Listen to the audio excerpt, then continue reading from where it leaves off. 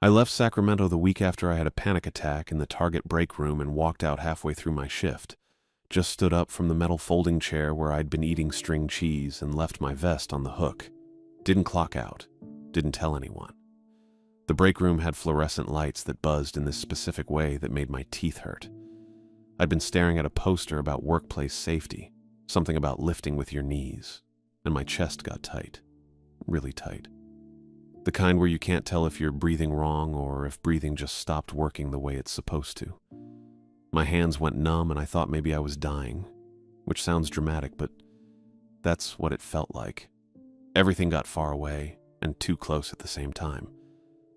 I walked out through the back hallway past the stockroom and pushed through the employee exit into the parking lot. It was a Tuesday, 4 in the afternoon. The air outside was warm and flat and smelled like asphalt. I sat in my car for maybe 20 minutes trying to make my lungs work right again, and then I drove to my apartment and didn't go back. Jasmine called me that night, my supervisor. She left a voicemail asking if I was okay and if I was coming in for my next shift. Professional voice, but a little annoyed. I didn't pick up. She called again the next day. Twice. Then she texted, "Marshall, I need you to respond. Let me know your status." I read it and put my phone face down on the kitchen counter.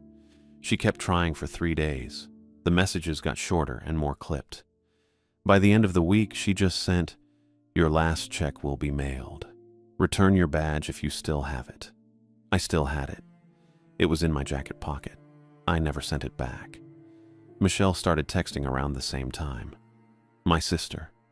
She's 3 years older and she's always kept tabs on me, which I get, but sometimes it's too much. "Hey, haven't heard from you in a bit. Everything good?" Then, "Marshall, seriously, just let me know you're alive, LOL." Then, "Okay, this isn't funny anymore. Call me." I didn't call her. I didn't know what I'd say. She'd ask what happened and I'd have to explain the panic attack and walking out, and then she'd want to fix it. She's like that. She'd tell me to go back and apologize or find another job right away or come stay with her in Portland until I figured things out. I didn't want to do any of that. I just wanted to stop feeling like my skin didn't fit right. So, I ghosted her. That's the word for it. I felt bad about it, but not bad enough to answer. I spent most of that week in my apartment, eating freezer burritos and avoiding my phone. Rent was paid through the end of the month, and I had maybe $800 in my account. I knew I needed a plan, but every time I tried to think about what came next, my brain went static. On day 6, I walked to a coffee shop 2 blocks over because I needed to get out, and my apartment didn't have internet. The coffee shop was called Brew Haven, and it was the kind of place with chalkboard menus and succulents on every table. I ordered a drip coffee and sat in the corner with a laptop I'd borrowed from a guy I used to work with at a warehouse job. He didn't know I'd borrowed it. I'd grab it from his place when he wasn't home and planned to return it the same way. Probably not great, but I needed it more than he did right then. I opened Craigslist. I wasn't sure what I was looking for exactly. Just something different. Something that wasn't retail or warehouses or anywhere with a lot of people. I scrolled through listings for roommate situations and delivery gigs and casino work in Reno. Nothing felt right. Then I saw it. Seasonal caretaker, remote coastal station, housing provided, minimal interaction. It was posted by some government agency, U.S. Coast Guard Facilities Management. The listing was bare bones, just said they needed someone to maintain a small residential property adjacent to an active station on the Oregon coast through winter.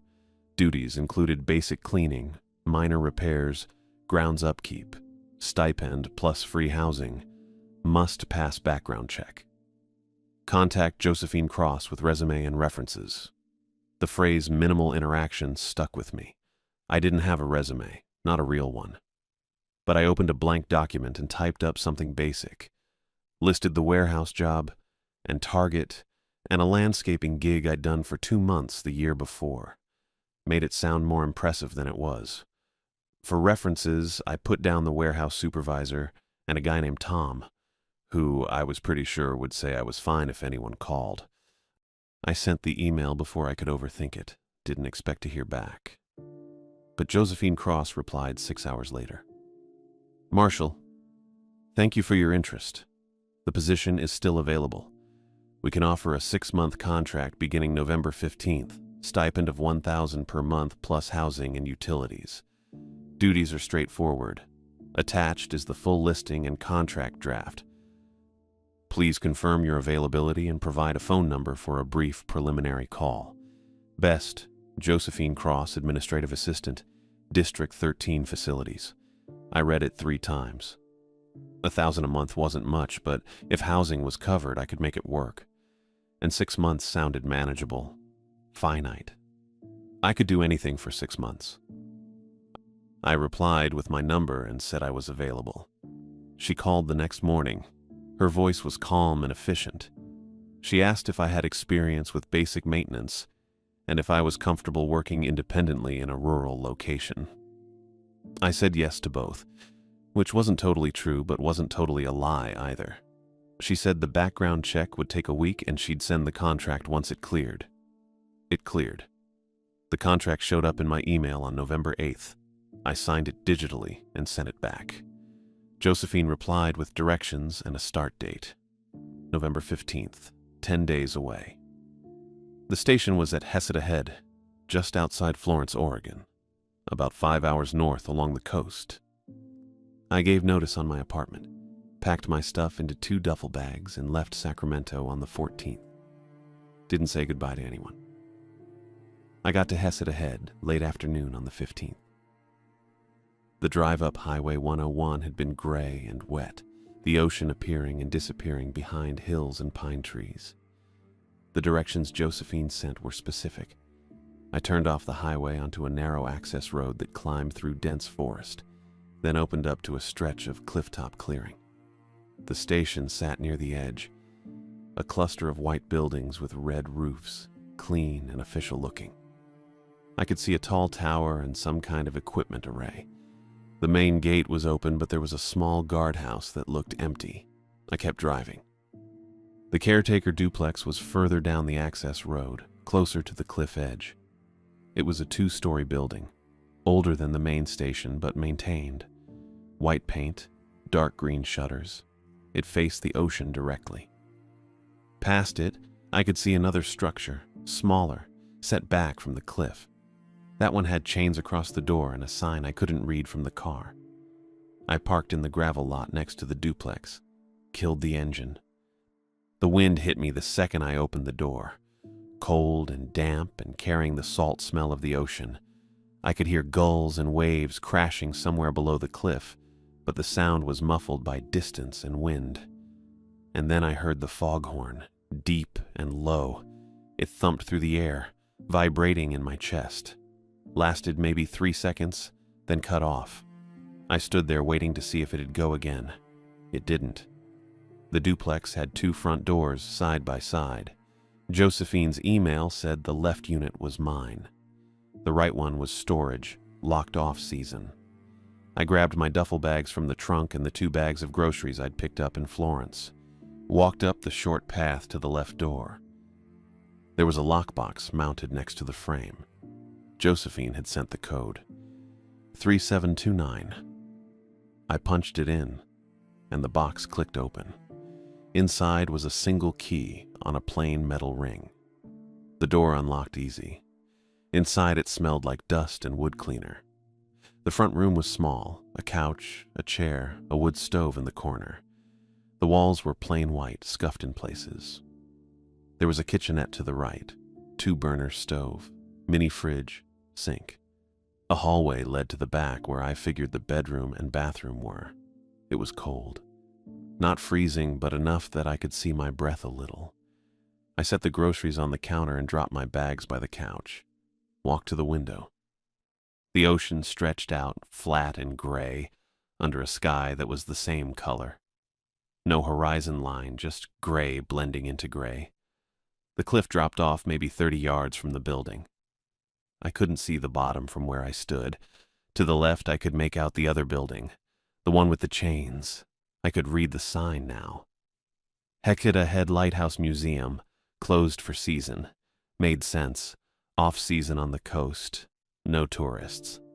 The foghorn sounded again, same low thump. I felt it in the floorboards. I checked my watch. 3:47. The place wasn't truly empty, that was obvious. The station was active, the foghorn running. But it felt empty. That was close enough. I unpacked the groceries first. Canned soup, bread, peanut butter, coffee, pasta, a box of granola bars. Put it all away in the cupboard and fridge. Then I unpacked my duffel bags. Clothes in the bedroom dresser. Toiletries in the bathroom. Laptop and charger on the small desk in the corner of the front room. The bedroom had a twin bed with plain sheets and a wool blanket. One window facing the ocean. The bathroom had a shower with decent pressure and a mirror that was clean but spotty around the edges. It was basic. It was fine. I made coffee on the 2-burner stove using a dented pot I found in the cupboard. No coffee maker, but I could make it work. While the water heated, I looked around for anything that needed immediate attention. The wood stove had kindling and logs stacked beside it. I'd need to figure out how to work that. The floors were clean, but the baseboards had dust. The windows were streaked with salt spray on the outside. Simple stuff. Tasks I could control. The coffee finished. I poured it into a chipped mug and sat on the couch. My phone was in my pocket, but I didn't take it out. No missed calls. I'd turned off notifications 2 days ago. The rain started while I sat there. Light at first, then heavier. It streaked down the windows and made everything outside blur together. The foghorn thumped again. I finished the coffee and got up. I needed to keep moving. That was the trick. Don't sit too long. Don't let the static creep back in. I found cleaning supplies under the sink. A sponge, some kind of all-purpose spray, a rag. I wiped down the kitchen counter and the stovetop, scrubbed the sink, swept the floor with a broom that was leaning in the corner. The motions were automatic. I didn't have to think about them. After that, I worked on the wood stove. There were instructions printed on a laminated card stuck to the wall next to it. I followed them step by step. Crumpled newspaper, kindling, 2 logs. Lit it with matches from a box on the mantel. The fire caught on the second try. The warmth spread slowly. I stood there watching the flames for a while, then went back to the kitchen and made pasta. Boiled it in the same pot I'd used for coffee. Drained it in the sink. Ate it plain with a fork while standing at the counter. Outside, the rain kept coming and the foghorn kept sounding. Every few minutes. Regular, predictable. I washed the pot and fork. Wiped down the counter again. Checked the time. 6:23. It was full dark outside now. I could see my reflection in the window, thin and washed out against the black. I threw another log on the fire and watched it settle into the coals. I didn't have anything else to do. No TV, no internet at the duplex, just me and the sound of rain and the foghorn. I brushed my teeth and changed into sweatpants and a t-shirt. Got into bed. The sheets were cold and smelled a little like storage, but the wool blanket was heavy and warm. I lay there staring at the ceiling, listening to the wind rattle the window frame. My phone was still in my jeans pocket on the floor. I thought about checking it. Didn't. The foghorn sounded again, muffled through the walls, but still present. I counted the seconds between blasts. Somewhere around 4 minutes, regular enough that I could predict it. That helped. I closed my eyes and focused on the rhythm. 4 minutes, thump. 4 minutes, thump. Simple, predictable. Something I could control just by knowing when it was coming. I fell asleep like that. The first couple days I just settled in. That was it. Sweeping the walkways between buildings, checking exterior locks, making sure the lighthouse lamp switch worked when I flipped it. Simple stuff. Routine. The fog didn't really lift. It sat there thick and wet, making everything feel closer than it probably was. I could hear the ocean, but couldn't always see it. The air tasted like salt and something heavier, maybe just moisture. My jacket stayed damp no matter how long I left it inside. I kept busy. That was the main thing.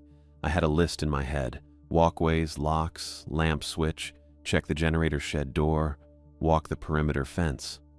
I did it twice a day, morning and afternoon. It gave me something to count. Thinking too much felt dangerous. That's what had happened at Target, I figured. Too much sitting still in that break room with nothing to do but notice my chest getting tight and my hands going numb. Out here I could move, I could sweep, I could check things. The tasks were small and clear, and they didn't require me to talk to anyone or smile or pretend I was fine. On the third day, maybe 4 in the afternoon, I heard a truck coming up the access road. I was outside the main station building with a broom, clearing leaves and pine needles off the front walkway. The engine sound carried through the fog before I saw anything. Then a white government truck with a Coast Guard emblem on the door pulled into the gravel lot and parked near the tower. A guy got out, older than me, maybe mid-40s, solid build, close-cropped hair going gray at the sides. He wore a Coast Guard utility uniform under a weathered jacket that looked like it had seen a lot of seasons out here. "Marshal Diaz?" he said. "Yeah." "Carson Anderson, station chief." He didn't offer his hand, just nodded toward the buildings. "I'll walk you through the layout. Won't take long." I leaned the broom against the wall and followed him. Anderson moved fast. He didn't waste time on small talk or explanations that weren't directly necessary. We went through the main station first. He pointed out the communications room, the equipment storage, the backup generator, and a separate shed around the side. Everything was locked. He had keys on a ring clipped to his belt, but he didn't open anything, just gestured and kept walking. "You don't need access to these," he said. "Your job's exterior maintenance and the lighthouse lamp. That's it." "Got it." We crossed the gravel lot toward the Lighthouse Museum building, the one with the chains on the door. Anderson didn't slow down when we passed it. "Museum's closed for the season," he said. "Don't go in there." "Okay." He led me to a smaller shed near the cliff edge, maybe 10 feet by 10 feet, with a metal door and no windows. A faded sign on the side said, "Radar equipment, authorized personnel only." Anderson stopped in front of the door but didn't touch it. He looked at the latch for a second, then kept talking. "This stays locked," he said. "You don't have a key and you don't need one. Don't try to open it." I was looking at the latch too. There were fresh gouges in the metal around the lock mechanism.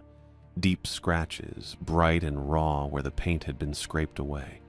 It looked like someone had gone at it with a pry bar or a screwdriver. Maybe both. The damage was new. No rust, no weathering. I waited for Anderson to say something about it. He was staring right at it. He didn't. He just turned and kept walking back toward the main building. I followed, but I kept glancing back at the shed. The gouges bothered me, not a lot, but enough. Someone had tried to force that door open, and recently. And Anderson had seen it and said nothing. We circled back to the tower, and Anderson stopped by his truck. He reached into the cab and pulled out a thin binder, maybe 20 pages, with a blue cover and laminated sheets inside. "This is your operations manual," he said, handing it to me. "Read it tonight. Follow it exactly." I took the binder. It was lighter than I expected. "The station only functions if the rules are followed," Anderson said. His voice didn't change, but something in the way he said it made me look up. "You do your job, follow the manual, don't deviate. Understood?" "Yeah." "You have a problem. You call the number on the inside cover. Don't try to fix anything yourself that isn't in your task list." "Okay." He opened the truck door, then paused and looked back at me. "Stay out of the buildings you don't have keys for," he said. "And don't go down to the beach after dark." I nodded. He got in the truck and started the engine. I stood there holding the binder while he backed up, turned around, and drove down the access road faster than seemed necessary. The taillights disappeared into the fog before I even heard the engine fade. That was it. He was gone. I walked back to the duplex with the binder under my arm. The wind was picking up, and the sky was getting darker, that early winter sunset that happens around 5. The foghorn sounded, and I checked my watch. 5:12. Inside, I set the binder on the desk in the corner and made coffee in the dented pot. While it brewed, I stood at the window looking out at the gray ocean and the gray sky and the lighter gray line where they met. I kept thinking about the gouges on the radar shed door. Fresh damage, metal on metal scratches. Someone had tried to pry it open and failed, or maybe succeeded and then locked it again. And Anderson had looked right at it and said nothing. Didn't mention it. Didn't ask if I'd seen anyone around. Didn't tell me to report anything suspicious. Just told me to stay out. I poured coffee into a chipped mug I'd found in the cupboard and sat down at the desk. The binder sat there with its blue cover and laminated pages. I opened it. The first page was a title sheet. Heseta Head Station, Seasonal Caretaker Operations Manual. Below that, in smaller print, Revised October, no year. The second page listed a phone number for emergencies and a second number for non-urgent issues. Both had the same area code. I flipped through the rest. Task lists, schedules, maintenance protocols. All of it printed in the same plain font on white paper, then laminated. Someone had hole-punched the sheets and put them in the binder with metal rings. The tasks were what Josephine had described. Sweep walkways. Check exterior locks. Test lighthouse lamp daily. Inspect perimeter fence weekly. Report damage or trespassing immediately using the provided number. There was a section on weather protocols. Another on generator operation, though it noted I shouldn't operate it myself. Just check that the shed door was secure. And there was a section called Restricted Areas. I read that part twice.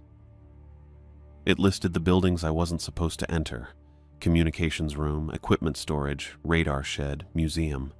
It didn't explain why, just said access was prohibited and violations would result in immediate contract termination. The last page had a note in bold. These guidelines exist for safety and operational integrity. Adherence is mandatory. I closed the binder and set it on the desk. Outside the window, the sky was almost dark. I could hear the ocean, a low, constant sound under the wind. The foghorn went off again, and I didn't bother checking my watch. I sat there drinking coffee that had gone lukewarm, thinking about the way Anderson had left. Fast, like he didn't want to be here after sunset. And I thought about the gouges on the radar shed door, and the way he'd looked right at them and said nothing. I was alone now. That was the deal. Minimal interaction, Josephine had said. Remote work. Just me and the buildings and the ocean and whatever had been trying to force its way into that shed. I finished the coffee and rinsed the mug in the sink. The binder sat on the desk with its rules and restricted areas and mandatory adherence, evidence that something had been forcing its way in, and a manual that told me to stay out and follow orders and not ask questions. That was it. That was what I had. The sun set somewhere behind all that fog around 5:30. I couldn't actually see it happen, just noticed the gray getting darker in stages. I walked out to the Lighthouse Museum building, still chained, still marked closed, and found the exterior switch mounted in a weatherproof box on the south wall. Flipped it up, heard a mechanical click from inside, then a low electrical hum. The lamp came on above me, cutting a slow rotating beam through the fog. White light, then darkness, then white again.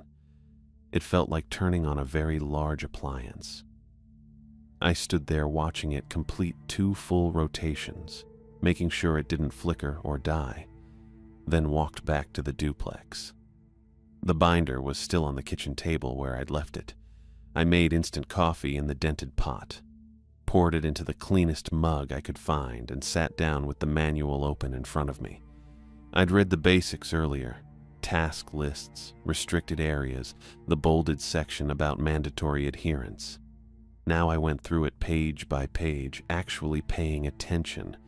The rules were weird, Not weird in a safety protocol way. Weird in a way that made my chest feel tight. Page 7 had a section called Evening Procedures that included normal stuff: lock exterior doors at dusk, confirm lighthouse lamp activation, secure loose equipment, standard caretaker tasks. But halfway down the page it said, if you hear tapping on glass after dark, do not respond. Do not open doors or windows. Wait 5 minutes, then resume normal activity. Just that. No explanation. No context about why someone might be tapping on glass at a remote coastal station, or what happened if you did open the door. I read it twice. Page 9 had another one. The Foghorn building contains operational equipment and one standing mirror. Do not look directly into the mirror between sunset and sunrise. If you must enter the building during these hours, keep your eyes on the equipment only.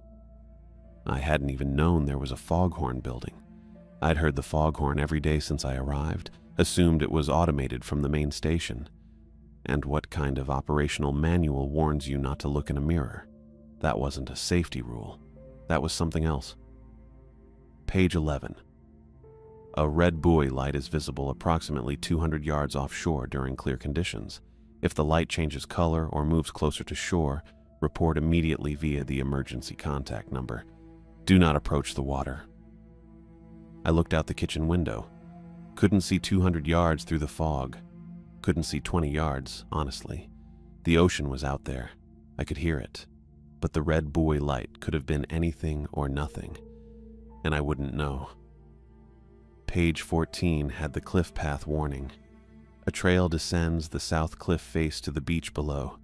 This path is unstable and not maintained. Do not use it after sunset. If you hear voices or movement on the path at night, do not investigate. Remain inside until daylight. The coffee was getting cold in my hands. I set the mug down. Anderson had told me not to go to the beach after dark. He'd said it fast, like an afterthought, right before he drove away. Now the manual said the same thing but added, don't investigate if you hear people down there at night, which meant people did go down there, or something that sounded like people. I flipped back to page 7, read the tapping rule again. My phone buzzed in my pocket. I pulled it out. Text from Michelle. Marshall, I'm actually worried now. Just send me one text so I know you're alive. I put the phone face down on the table. The foghorn sounded. I checked my watch. 6:18. I'd been reading for maybe 20 minutes and my hands were already shaking a little. Not panic attack shaking. Just the kind of tension that builds up when you're trying to figure out if you're reading safety instructions or something else entirely. I turned to page 15. That's when I heard it. 3 taps on the kitchen window. Steady, evenly spaced. Deliberate. Tap, tap, tap. I froze. Not frantic tapping. Not wind-blown debris hitting glass. 3 controlled knocks. The kind you'd use on a neighbor's door. Polite. Patient. My chest tightened. I kept my eyes on the binder. On page 15. On the words I wasn't reading anymore. The tapping came again. Same rhythm. Same window. Tap, tap, tap. I forced myself to breathe, counted it out the way I'd learned after the Target break room. 4 seconds in, hold 4, 4 seconds out. I'd found the technique on some free anxiety website during the week I spent in my apartment not answering Jasmine's calls. It worked maybe 60% of the time. I looked at my watch. 6:21. The manual said wait 5 minutes. Don't respond. Don't open doors or windows. My hand wanted to pull the curtain back, wanted to see what was out there. That's the normal human response, right? Someone knocks. You check. You look. You open the door or at least call out, "Who's there?" But the manual said don't. And Anderson had looked at those fresh gouges on the radar shed like he was pretending they didn't exist. I kept breathing, kept watching the second hand on my watch. The tapping stopped. I waited, didn't move. The duplex was silent except for the wind outside and the hum of the mini fridge in the corner. At 6:26, I stood up, slow, and stepped to the window, lifted the edge of the curtain with 2 fingers. Nothing. Wet boards on the small deck outside the kitchen, fog pressing against the glass. Darkness pooled in the corners where the lighthouse beam didn't reach. No person, no animal, no branch swinging in the wind. I let the curtain drop. My coffee was cold. I poured it down the sink, rinsed the mug, set it in the drying rack. My hands were steadier now. The breathing thing had worked. I left the binder on the table, went upstairs to the bedroom, and sat on the edge of the bed where I could see the lighthouse lamp through the window. The beam rotated past every 8 seconds. White light sweeping across fog, then gone, then back again. I watched it for a while. It felt like keeping an eye on it mattered. Like if I looked away, something might go wrong with the rotation, or the light might stop, or the whole system might collapse. Which was stupid. It was automated. It didn't need me staring at it, but I kept watching anyway. I lay down eventually, still dressed, boots still on, pulled the wool blanket over my legs. The foghorn sounded again at 6:47, then 7:16, then 7:43. Irregular intervals. I stopped checking my watch after a while. Sleep came in pieces. I'd drift off, then wake up when the foghorn blasted, then drift again. The wind picked up around 9, rattling the window in its frame. I heard something scrape across the roof. Probably a branch, maybe part of a shingle, but I didn't get up to check. At some point, I actually slept. Then the foghorn changed. I opened my eyes, checked my watch. 11:53. The foghorn had always been the same, low, steady 3-second blasts, but now the pitch was wrong, higher, strained, like the mechanism was struggling. I sat up. It sounded again, definitely higher and shorter, maybe 2 seconds instead of 3. Then it cut off mid-blast. I waited, watched the second hand on my watch tick past 12, past 15 seconds, past 30. Nothing. The wind was still going. I could hear the ocean down below the cliff. But the foghorn had stopped completely. 12:40 a.m. The silence felt wrong. Heavy. Like the absence of sound was its own presence pressing down on the duplex. I stood up. Told myself I was just going to look out the window. Just check. That was reasonable. That was fine. But my boots were already on, and I was already moving toward the stairs. I grabbed the flashlight from the kitchen drawer, the one with the heavy rubber casing and the strap I didn't use. It felt solid when I clicked it on, and the beam cut white across the living room wall. The rain started while I was putting on my jacket. Not heavy, but steady, the kind that soaks through after a minute or two. I could hear it hitting the roof and the windows. The foghorn was still silent. 12:47 on my watch. I stepped outside and the wind hit me immediately, cold and damp and carrying salt smell from the ocean below. The lighthouse beam swept past overhead, lighting up the rain in streaks. I pulled my hood up and walked toward the foghorn building. The building sat about 50 yards from the duplex, closer to the cliff edge. Small and square with peeling white paint and a metal door. I'd walked past it maybe 6 times during my daily perimeter checks, but never went inside. Didn't have a reason to. The manual said the foghorn was automated and I wasn't supposed to touch operational equipment. The door had a keypad lock, 4 digits. I tried 3729, same code as the duplex lockbox. The light blinked red. I tried it again slower. Still red. I stood there in the rain for probably 15 seconds just staring at the keypad. My phone was back in the duplex. Dead battery. I could go back, plug it in, wait 20 minutes for enough charge to call the emergency number. But that felt stupid. The foghorn wasn't an emergency. It was just broken. I tried 0000, red light. Then I tried the handle and it turned. Unlocked the whole time. Inside smelled like machine oil and damp concrete. The flashlight beam showed a narrow room with gray walls and a metal shelving unit holding coiled cables and plastic bins. The foghorn mechanism took up most of the back wall, a big, cylindrical unit with vents and warning labels. I didn't know how it worked and didn't want to mess with it. The breaker panel was on the left wall, gray metal box with a hinged door. I opened it and saw 2 rows of switches, all labeled in faded marker. Most were in the up position. One near the bottom right was flipped down. It said Foghorn Primary in letters so worn I had to angle the flashlight to read them. I flipped it back up. The panel hummed. Then the foghorn mechanism kicked on with a mechanical groan that made me step back. 3 seconds later, the horn blasted and I felt it in my ribs and teeth. Same deep sound as before. Same 3-second duration. That was it. Problem solved. I closed the breaker panel door and swept the flashlight across the room one more time to make sure I hadn't missed anything. The beam hit something shiny on the right wall and I stopped. It was a metal strip, maybe 8 inches wide and 3 feet tall, bolted directly to the concrete.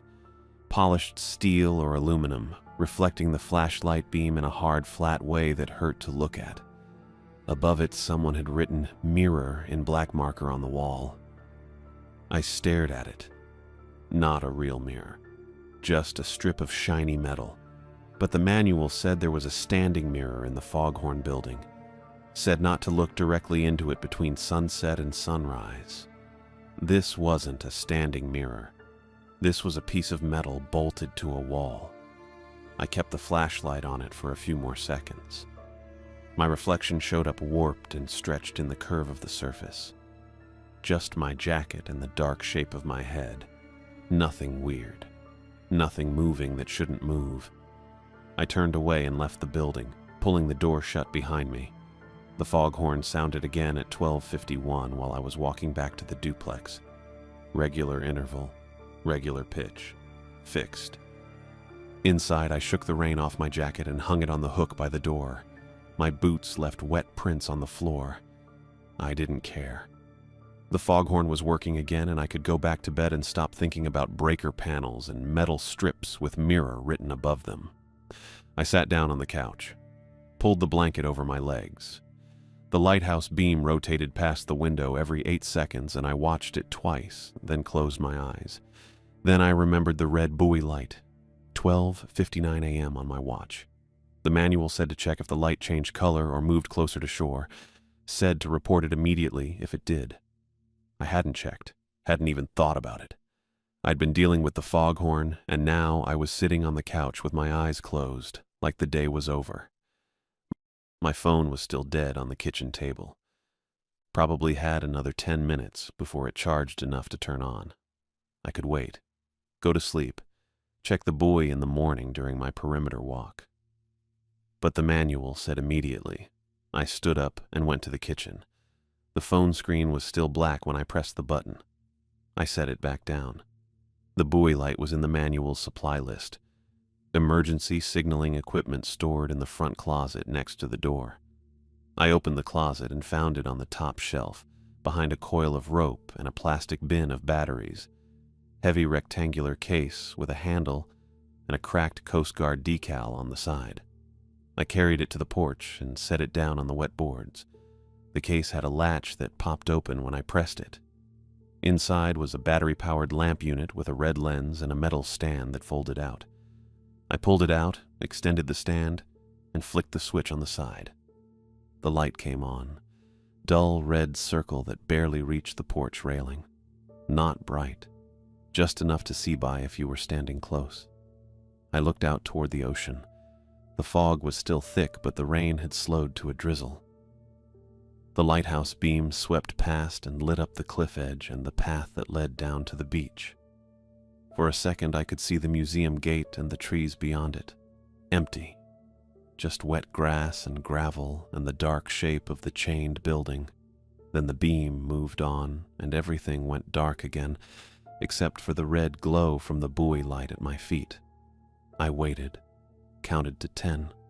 The beam came back around. This time I saw the figure, near the museum gate, maybe 30 yards away. standing completely still, facing the ocean. Tall and narrow with a dark coat or jacket. No umbrella, no flashlight, just standing there in the rain. The lighthouse beam moved past and the figure disappeared into shadow. I didn't move, didn't breathe. The red light from the buoy threw a circle on the boards in front of me, and I stared at where the figure had been, waiting for the beam to come back. 8 seconds. The lighthouse rotated slow and steady. The foghorn sounded at 1:03, and I flinched but kept my eyes on the gate. The beam swept back around. The figure was still there, hadn't moved, still facing the ocean with that same rigid posture. But the head was different now, turned slightly, not toward the ocean anymore, toward the porch, toward the red light. The beam moved on and I lost sight of it again. My hands were shaking. I realized I'd left the flashlight inside on the kitchen counter. Went back in to get it without thinking, just moving on autopilot. Grabbed it and came back out to the porch. The red buoy light was still throwing its dull circle on the boards. The figure was still out there somewhere in the dark. The manual said to stay inside if I heard voices or movement at night. Said not to investigate. Said to wait until daylight. But this wasn't voices. This was a person standing in the rain at 1 a.m. near a closed government facility. That didn't make sense. People didn't just show up here. The access road was gated. The whole point of this job was that nobody came out here. I needed to know if it was real. I stepped off the porch onto the gravel. The rain hit my face and I raised my voice toward the gate. "Hey!" My voice came out smaller than I wanted, got swallowed by the wind and the ocean noise. I tried again, louder. "Hey! You're not supposed to be here." I turned on the flashlight and waved it toward the museum gate. The beam cut through the fog and rain, sweeping across wet grass and gravel. I couldn't see the figure anymore. Just empty ground and the dark shape of the chained building and the trees beyond. I kept waving the flashlight, back and forth, trying to catch movement, trying to see something that would prove I hadn't imagined it. The lighthouse beam came around again and lit up the whole area for 3 seconds. Nobody there. Just the gate and the building and the path leading down toward the cliff. I stood there with the flashlight in my hand, breathing hard, rain soaking through my hood. The red buoy light glowed behind me on the porch. The foghorn sounded at 1:07. The figure was gone. The figure didn't walk. That's the part that stuck with me, standing there in the rain with the flashlight beam cutting through nothing. It moved closer, but not in steps. More like it was being pulled forward, sliding. I don't know how else to describe it. 1 second it was near the museum gate, the next it was maybe 20 yards away, and I hadn't seen it cross the distance. The buoy light on the porch flickered behind me. Just once. A quick dim and then back to full red. And that's when it hit me. The manual said to report if the buoy light moved closer to shore. Not moved away, closer. The red light wasn't keeping things away from the station. It was guiding them in. I grabbed the buoy light off the stand. The metal was cold enough to sting my palm even through the rain. The red glow died immediately when I yanked the power cord free. I didn't look back at where the figure had been. I just ran. Boots slipping on wet gravel, the buoy light case banging against my leg, flashlight beam jumping everywhere. I made it up the porch steps and through the duplex door in maybe 4 seconds, slammed it behind me, twisted the deadbolt, put my back against the wood and tried to breathe. The foghorn sounded at 1:11, except it didn't sound right. The pitch was wrong again, deeper, strained, that same struggling tone from earlier when it cut out, like the mechanism was working too hard or something was jamming it. The blast lasted maybe 2 seconds instead of 3 and ended with a grinding noise I felt more than heard. I set the buoy light on the floor by my feet. Water dripped off my jacket onto the boards. My hands were shaking. I told myself it was just cold and adrenaline, which was probably true but didn't make them stop. The hallway stretched in front of me, dark except for the faint glow from the kitchen where I'd left one light on. And through the kitchen window I could see the foghorn building outside, maybe 50 yards away. The door was still open. I'd left it open when I ran out to check the buoy light. The manual said to secure all doors at dusk, but that wasn't what made me freeze. The metal strip on the wall inside the foghorn building was reflecting light, a soft, reddish glow. I could see it from here through the open door and the kitchen window, except the porch light was off. I knew it was off because I never turned it on. The only light source had been the buoy lamp, and I'd just killed that. So, what was the strip reflecting? I stepped into the hallway. My boots left wet prints on the floor. The kitchen light hummed. Through the window, the foghorn building sat there with its door hanging open and that wrong glow coming from inside. The manual said not to look directly into the mirror between sunset and sunrise.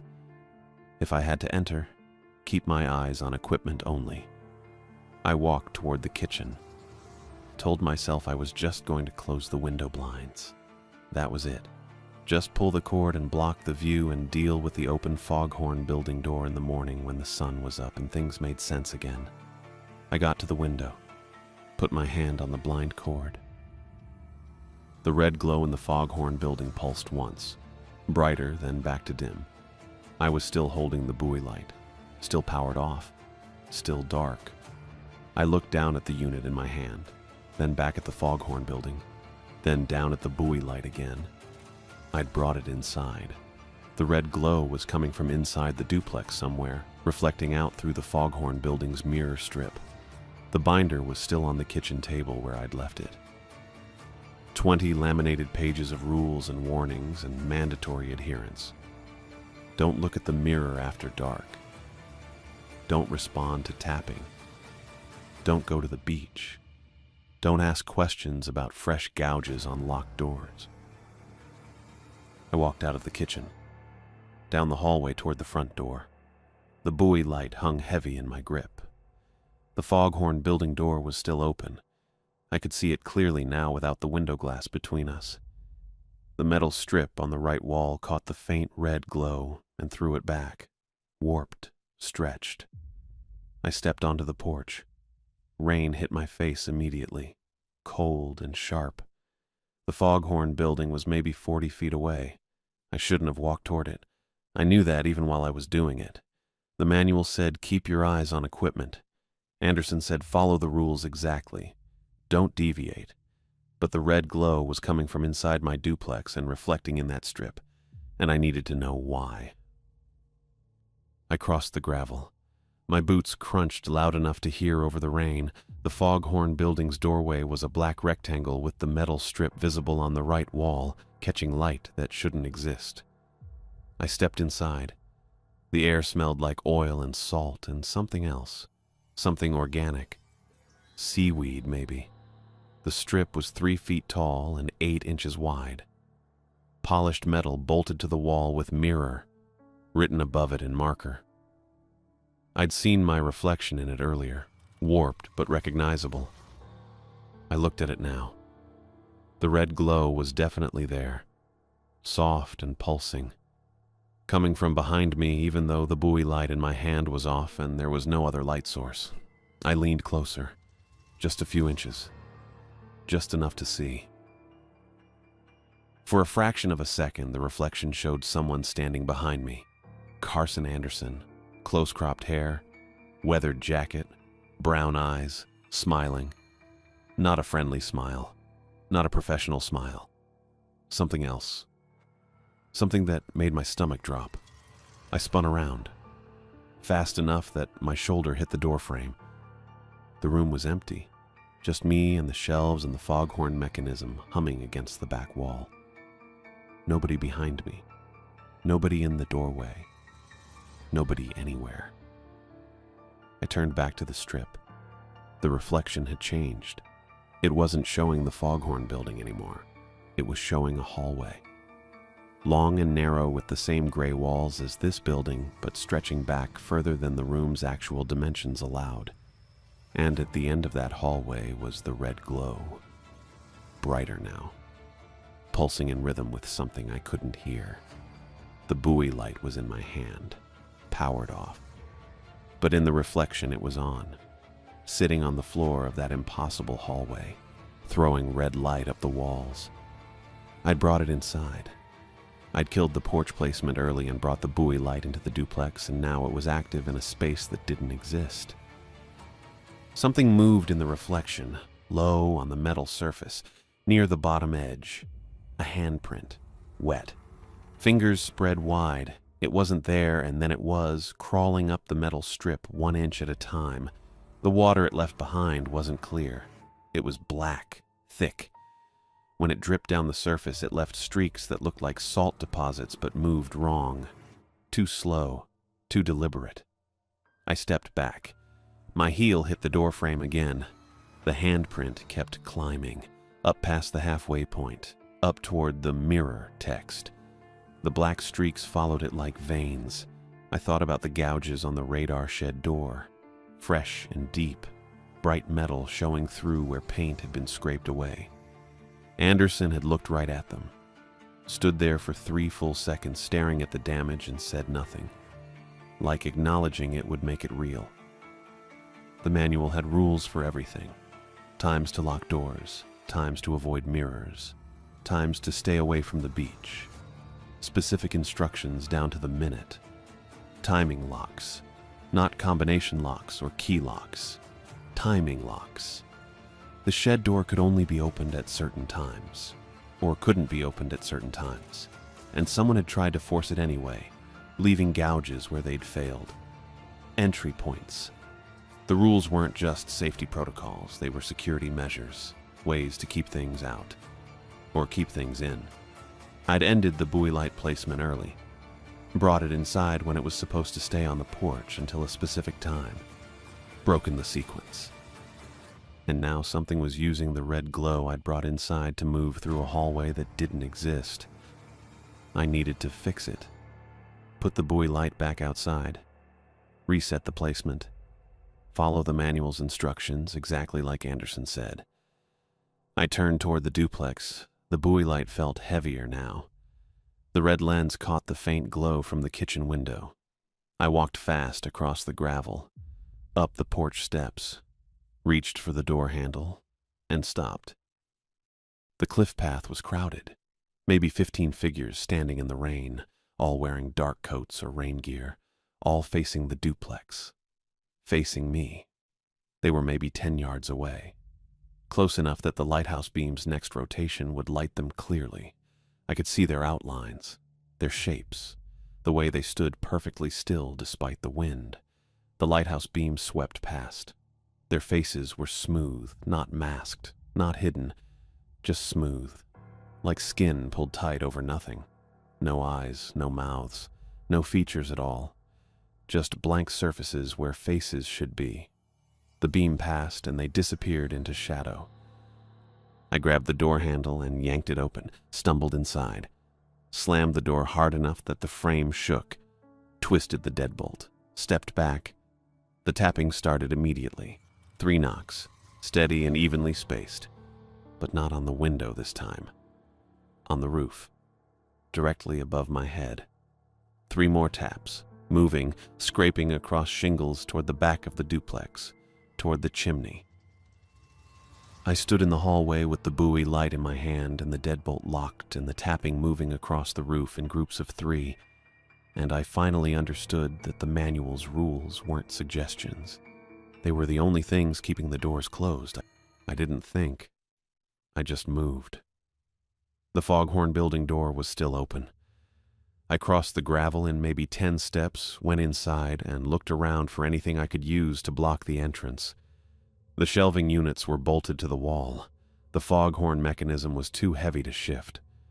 I spotted a metal folding chair in the corner behind a plastic bin, grabbed it, dragged it to the doorway, and wedged the back under the handle at an angle. It wasn't much.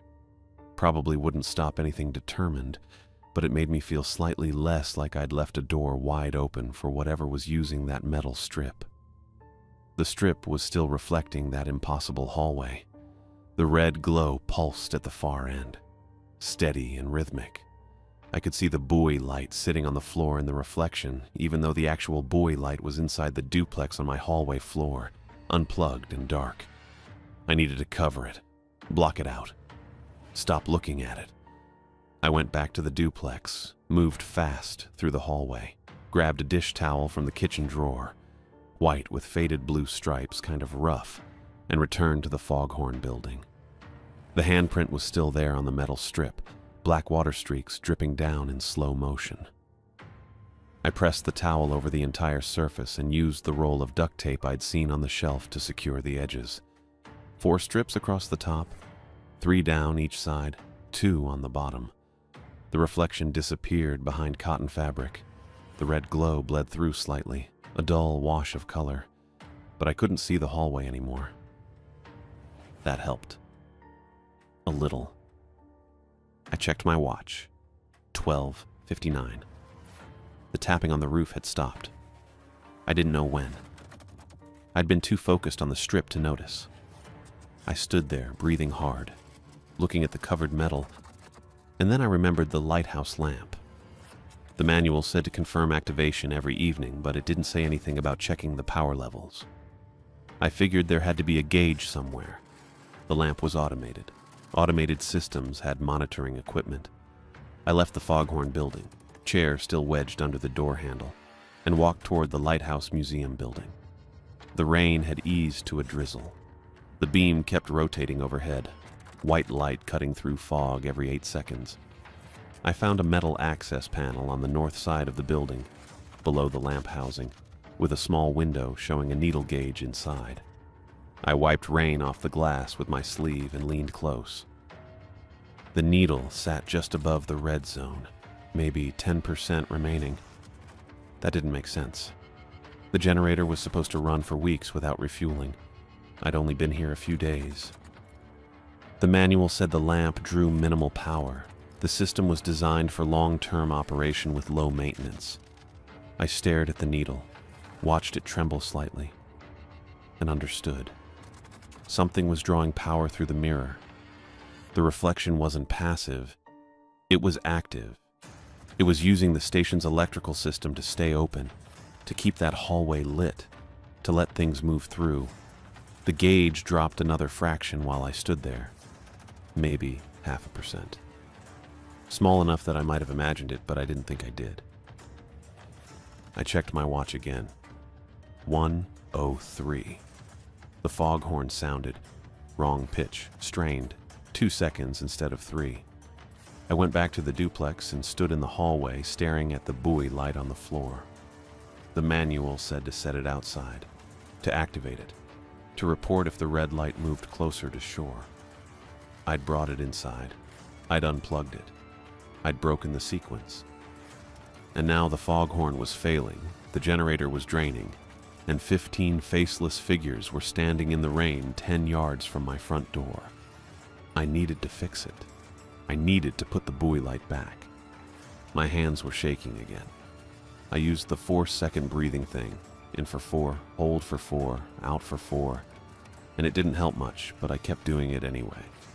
I bent down, picked up the buoy light with both hands, and carried it to the front door. It was heavier than I remembered. The red lens was cold and slick with condensation. I unlocked the deadbolt, turned the handle, opened the door maybe 6 inches. The shapes were closer now, not 10 yards, maybe 7. Still standing perfectly still in the rain, all facing the duplex, all wearing dark coats or jackets that hung wrong on their frames. The lighthouse beam swept past and I saw their faces again. Smooth blank surfaces with no features, just skin pulled tight over nothing. I kept my eyes on the porch boards. Didn't look up, didn't look at them directly. I stepped outside, set the buoy light down on the same spot where I'd grabbed it earlier, and extended the stand with fingers that barely worked. The metal legs scraped against wet wood. I fumbled with the power cord, found the connection point, plugged it back in. The red light activated. Dull glow spreading across the porch railing and into the rain. I heard wet fabric then, shifting, scraping. The sound of soles dragging across gravel, slow and deliberate, moving closer. I kept my eyes on the boards, on my boots, on the red circle of light around the buoy lamp. The scraping got louder, closer. I could hear breathing now, or something that sounded like breathing but wrong, too wet, too rhythmic, like air moving through a space that wasn't shaped right for it. One of them was maybe 3 feet away.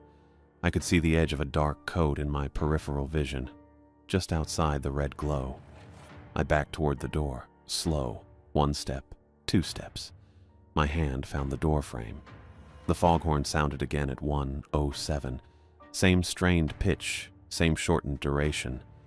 The grinding noise at the end was worse now, metal on metal, something failing inside the mechanism.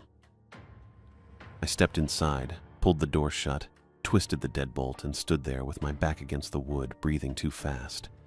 The tapping started again immediately. 3 knocks, steady, evenly spaced, moving across the roof toward the back of the duplex. I went to the kitchen, grabbed the binder off the table, and started flipping through pages. There had to be something, some instruction I'd missed, some procedure for when things went wrong. Page 7, evening procedures. Tapping on glass, don't respond, wait 5 minutes. Page 9, foghorn building. Mirror, don't look directly between sunset and sunrise. Page 11, red buoy light, report if it moves closer to shore. Page 14, cliff path. Don't use after sunset. Don't investigate voices or movement. Nothing about what to do if you broke the rules. Nothing about how to fix it.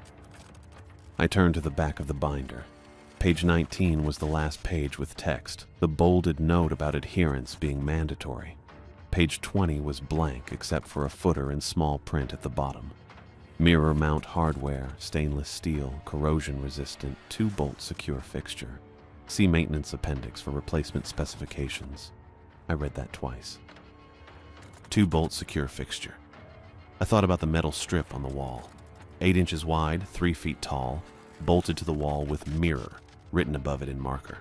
Not a standing mirror. A mounted strip. Removable. I grabbed the flashlight off the counter, went back outside into the rain, crossed the gravel to the foghorn building, and pushed the door open past the wedged chair. The towel was still taped over the metal strip. The red glow bled through the fabric, brighter now, pulsing faster. I tore the towel down, duct tape ripping free, leaving sticky residue, and looked at the reflection. The impossible hallway was full of them now.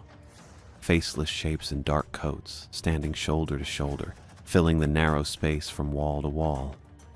They were closer than before, maybe 20 feet back from the strip's surface, and they were moving, slow, deliberate, walking toward me.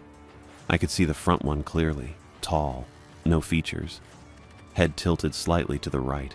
It raised one hand and pressed it against the inside of the reflection. Black water spread from the contact point, fingers splayed wide. I stepped back, hit the shelving unit, and knocked a plastic bin onto the floor. It clattered loud enough to make me flinch. The figure in front kept pressing. The metal strip vibrated. I could feel it in the floor, a low hum building in the walls. 2-bolt secure fixture.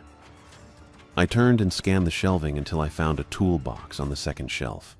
Red metal, handle bent, latches rusted. I flipped it open and grabbed the first wrench that looked like it might fit. Adjustable. Heavy. Good enough. I knelt down next to the strip and found the bolts. One at the top right corner, one at the bottom left. Both were standard hex heads, maybe half an inch across, with flat washers underneath. The metal strip vibrated harder. The hum got louder. I fitted the wrench over the top bolt and turned counterclockwise. It didn't move. I adjusted my grip, braced my other hand against the wall, and pulled harder. The bolt broke free with a metallic squeal. The strip lurched, just a fraction of an inch, like something on the other side had pushed. I moved to the bottom bolt, fitted the wrench, and turned. This one came loose easier. 3 full rotations and it dropped into my palm, still warm. The metal strip fell forward into my hands. It was heavier than it should have been. way heavier, like I was holding something under tremendous load, something pulling from the other side, dragging it down. My arms shook. I almost dropped it. The reflection was still active. I could see the hallway, the shapes, the red glow at the far end, all of it contained in the stripped surface, even though it was no longer mounted to the wall. I turned and carried it toward the door, angling it downward so I didn't have to look at the reflection directly. My shoulders burned. My hands cramped around the edges. I stepped outside into the rain, crossed the gravel, and climbed the porch steps. The buoy light was still glowing red, throwing light up the railing and across the boards. I set the metal strip down flat on the porch directly under the buoy light, reflection facing up. For 3 seconds, nothing happened. Then at 1:06, the buoy light shut off on its own. The red glow died. The strip flashed once, bright white, almost blinding, and I saw every figure in the reflection fold inward toward the center, collapsing into the surface, pulled down into the metal as if it were water instead of steel. The pressure stopped. The vibration in the floor cut out. The air felt lighter, thinner, easier to breathe. The foghorn sounded at 109. Normal pitch. Full 3-second duration. No grinding, no strain. I stood on the porch in the rain, staring at the metal strip. The reflection was just a reflection now. I could see the porch ceiling, the railing, the edge of my boot. Nothing else. I checked my watch. 1:11. The lighthouse beams swept past overhead. I looked toward the cliff path where the 15 figures had been standing. Nobody there, just wet grass and gravel and fog. I picked up the metal strip, normal weight now, maybe 5 pounds, and carried it back to the Foghorn building. I left it leaning against the wall inside, grabbed the chair, and pulled the door shut behind me. Back in the duplex, I checked the lighthouse lamp gauge. The needle had stopped dropping. Still low, maybe 8%, but steady. I went inside, locked the deadbolt, took off my wet jacket, and sat on the couch with the blanket pulled over my legs. The foghorn sounded at 1:43. Normal. I didn't sleep. At dawn, the rain stopped and the fog thinned enough to see the ocean. Gray water, white foam, rocks below the cliff edge. I made coffee in the dented pot and drank it standing at the kitchen window. Then I walked outside to check the perimeter.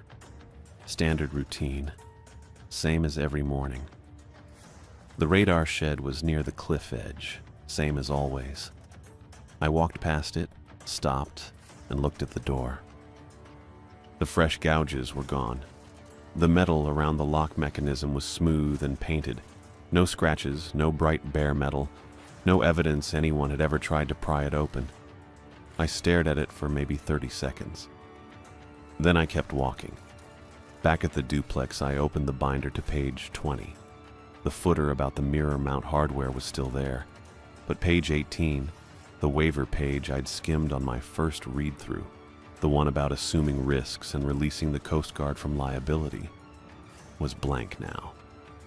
Just white laminated paper with a page number in the corner. I closed the binder and set it on the table. At 9:15, I heard a truck engine. Carson Anderson's white government truck pulled into the gravel lot and parked near the tower.